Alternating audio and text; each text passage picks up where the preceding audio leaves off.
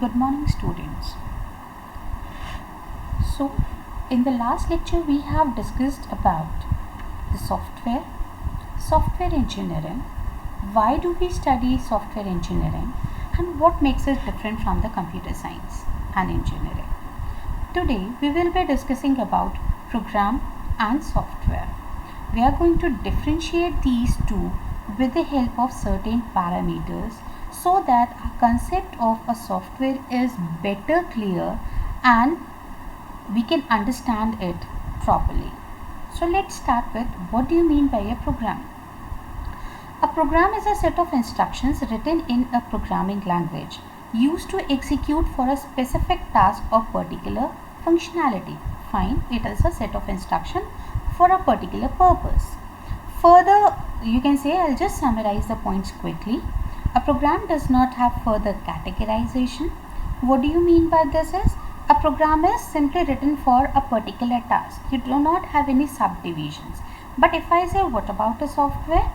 A software has a code, but apart from code, we have different other phases also. Apart from that, software also has different types like application softwares, utility softwares, system software. So software has categorization. We have different categories of software, while program does not have. A program cannot be a software. It's just a part of a software, right? A program consists of set of instructions which are coded in a programming language like C, C++, PHP, Java. We have many languages in which we write the code. Then, the major point here is program do not have a user interface. It's simply written, you give the input and you get the output, but it lacks interface. But when we talk about software, yes, we have proper user designing, UI designing, that is user interface design part, and we have a proper interface provided. A program is developed and used by a single programmer or a group of programmers. Right? A program is developed by a coder or a programmer, you can say. It may be a group, that means one or two programmers are collectively working for a particular task. But when we talk about software, it is developed by a group of team members. We call them as software engineers or developers. A program is compiled every time when we need to generate some output from it. So we need to compile it again and again. It has limited functionalities and features.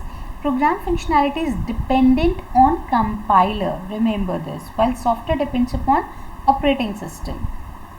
A program makes it less time to build and make. Since it is small, limited functionalities are there. So definitely time required is less, and in turn, if time is less, cost is also less. Then program development approach is unprocedural, unorganized and unplanned. That means it's not at all systematic, neither it is disciplined. It is ad hoc in nature, right? Exploratory style, not systematic at all. As far as you have an experience, say you learn C language, whatever experience you have, you simply write the code without taking into consideration the proper systematic way of writing it. Like in the software, we'll see it later. The size of a program ranges from kilobytes to megabytes, but we'll see software has greater size than this. The example of computer programs include OS, Office, MS Office, video games, malware, web browsers and all, etc. So quickly, it's just a program we are aware of. Now we'll see the features of the software. It is a collection of several programs, procedures and associated data and documentation. So we have seen this in the last lecture, that software consists of multiple things along with the code. It is categorized into broadly into two, application and system software.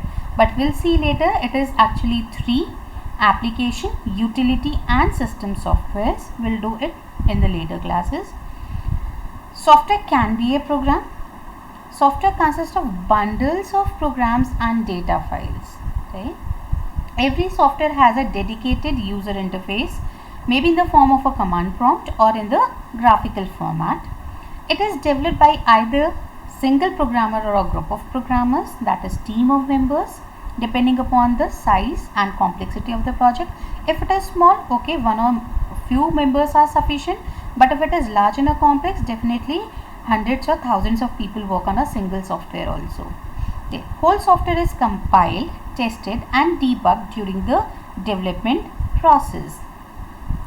It has lot of functionalities and features such as GUI, input output data and process etc.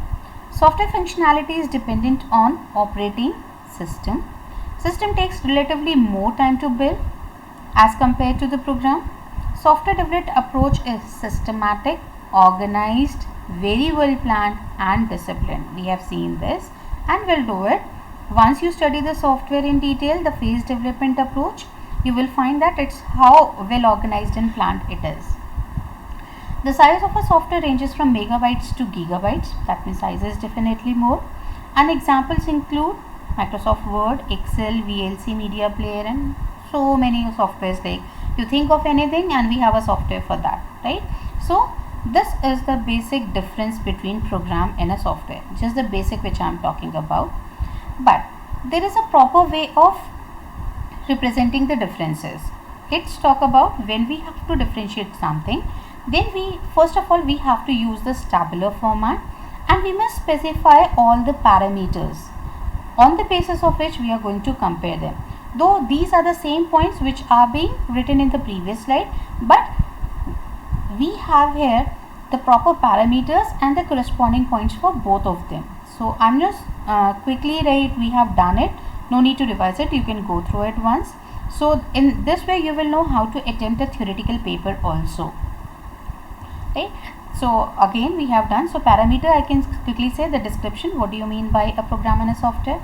The categories it does not have, while it has system software and application. Flexibility, it cannot be a software while it can be a program. Consists of user interface, development point of view, compilation point of view, functionalities and features, dependability, creation time, development approach. So anything which comes as a difference, please try to pick up these parameters first of all and then try to differentiate. Right? Now in general terms, right, that was a systematic way, but generally if we talk about, a program is small in size while a software is large. Author himself is the sole user. Understand this point properly. A program is written by a programmer for himself. He is the sole user. वो अपने लिए लिख रहा है. But when we are developing a software development team is developing the software for someone else, not for himself. Right? This is the major difference. That is why we want to make it more systematic, organized, because you are making it for someone else. They have a big expectation, different expectation from the software. You have to deliver a quality product, so you have to keep in mind the user's point of view. Someone else is going to use it, the end users. You can take an example, MS Office written by someone else, but who are using it? We people are using it, right? So it is meant for large number of users other than the coders. They might use it, the programmers or the developers, but definitely it is meant for the large number of users. We call them as end users. Then single developers make it. We have team of developers who are working on a software. It lacks proper interface while we have a well designed interface. We lack documentation. We just have the code only in case of a program. We don't have any extra document, right? While you will see in a software, it is well documented. All the user manuals and everything are prepared, which assist the user in using or exploiting the software properly. Then it is developed a doc practice is used, that is temporary, not at all systematic. While here we use a systematic way to develop the software. We call it as phase development approach, and the example is software development life cycle. Right? So we have to take care about how the software is being developed. I'm just naming as SDLC, software development life cycle, but when we are going to study this SDLC in detail, we'll find that it has 7 phases, right, where just code is a simple step. Other than this coding part, we have 6 other steps which make it systematically developed, and that is very important. So from the next class onwards, we'll quickly study about the software characteristics and applications and all, and then we'll definitely jump up to the life cycle models on which this software is developed. They are based upon, we have different models that we are going to follow. We have an agile approach. Then we are going to study all the phases in detail properly. That's all for today. Thank you everyone.